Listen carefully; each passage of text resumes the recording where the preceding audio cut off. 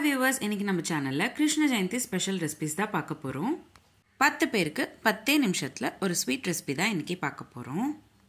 சின்னவங்கல இருந்து பெரியவங்க வரைக்கும் ரொம்பவே விருப்பப்பட்டு சாப்பிடுவாங்க. ஒரு வாட்டி கண்டிப்பா ட்ரை பண்ணி பாருங்க. வாங்க பார்க்கலாம் இது என்ன ஸ்வீட் அப்படின்றது. முதல்ல ஒரு கடாயில 2 ஸ்பூன் அளவுக்கு நெய் சேர்த்துக்கோங்க. அடுத்ததா நல்ல ஃபைனா சாப் பண்ணி வச்சிட்ட ட்ரை ஃப்ரூட் சேர்த்துக்கணும். நான் இன்னைக்கு பாதாம், கேஷ்யூ நட், பிஸ்தா, ட்ரை கிரேப்ஸ் இது எல்லாத்தையும் சேர்த்துக்கிட்டு நல்லா சாட் பண்ணிக்கிறேன்.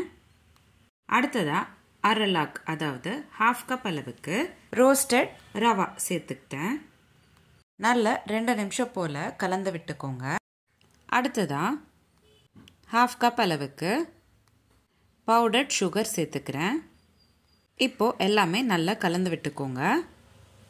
கலந்து விட்ட மிக்சரை உருண்டை பிடிச்சிக்கிட்டிங்கன்னா ரொம்பவே டேஸ்டியாக இருக்கக்கூடிய அதே சமயம் 10 பேருக்கு 10 நிமிஷத்தில் செய்யக்கூடிய ஒரு ஸ்வீட் ரெசிபி ரெடி ஆகிடும். இப்போ கெஸ் பண்ணிங்களா என்ன ஸ்வீட் அப்படின்னு? ஆமாங்க, ரவை லட்டு தான். நீங்களும் இந்த ரவை லட்டு உங்கள் வீட்டில் ஒரு வாட்டி கண்டிப்பாக ட்ரை பண்ணி பாருங்கள். உங்களுக்கு தேவைப்பட்டால் கிரேட்டட் கோகோனட் இல்லைன்னா பால் சேர்த்துக்கிட்டு கூட ரவை லட்டு செஞ்சுக்கலாம்.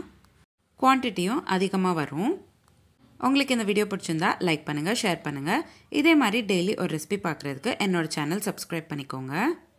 கிருஷ்ண ஜெயந்தி ஸ்பெஷல் ரெசிபிஸ் மட்டும் இல்லாமல் நம்மளோட சேனலில் நிறைய சீரீஸ் போஸ்ட் பண்ணியிருக்கோம்.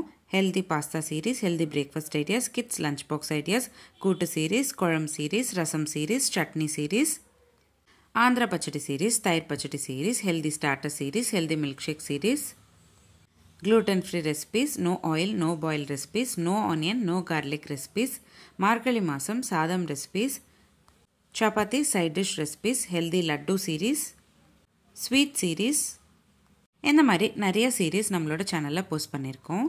லிங்க்ஸ் எல்லாமே நான் உங்களுக்கு டிஸ்கிரிப்ஷன் பாக்ஸில் ஷேர் பண்ணுறேன். கண்டிப்பாக செக் பண்ணி பாருங்கள்.